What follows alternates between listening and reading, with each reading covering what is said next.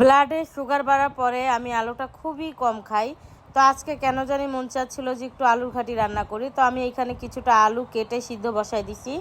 তারপরে হচ্ছে আলু সিদ্ধ হয়ে যাওয়ার পরে ম্যাশ করে রেখে দিছি। আর এইখানে হচ্ছে আমি মশলাটা কষায়া তারপরে হচ্ছে গরুর যে চর্বিটা সেটা দিয়ে দিব। আর মশলা কষাতে কী কী লাগে সেটা আপনারা ভালো করেই জানেন। আসলে প্রতিদিন ভিডিও ছাড়তে হয় দেখেই কোনো না কোনো ভিডিও আপনাদের মাঝে পোস্ট করি।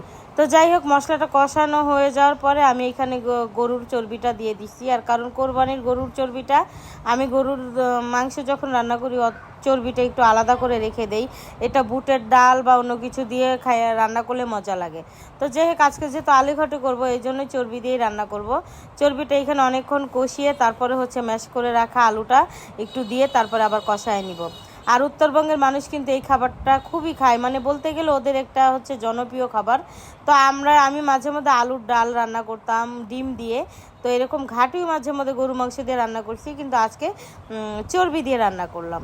আর এখন হচ্ছে ব্লাডের সুগার কারণে অনেক জিনিস ইচ্ছা করলেও মন ভরে তৃপ্তি সহকারে খেতে পারি না। তো এইখানে আলুটা অনেকক্ষণ কষিয়ে তারপরে পর্যাপ্ত পরিমাণ পানি দিয়ে দিব, কারণ আলু জিনিসটা কিন্তু একটু ঝোলঝোল না রাখলে একদমই পরে আঠালো হয়ে যায়। তো পানিটা দিয়ে তারপরে কিছুক্ষণ বলকানো ওঠার পরে আমি ভাজা তেলে রাখা যে জিরার গুঁড়ি সেটা দিয়ে দিব।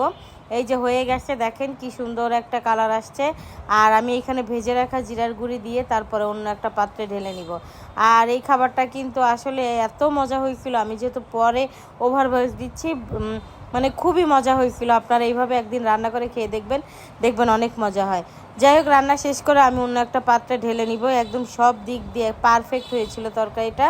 সবাই ভালো থাকবেন, সুস্থ থাকবেন। ভিডিওটা যদি ভালো লাগে তাহলে লাইক কমেন্ট শেয়ার দিয়ে পাশে থাকবেন।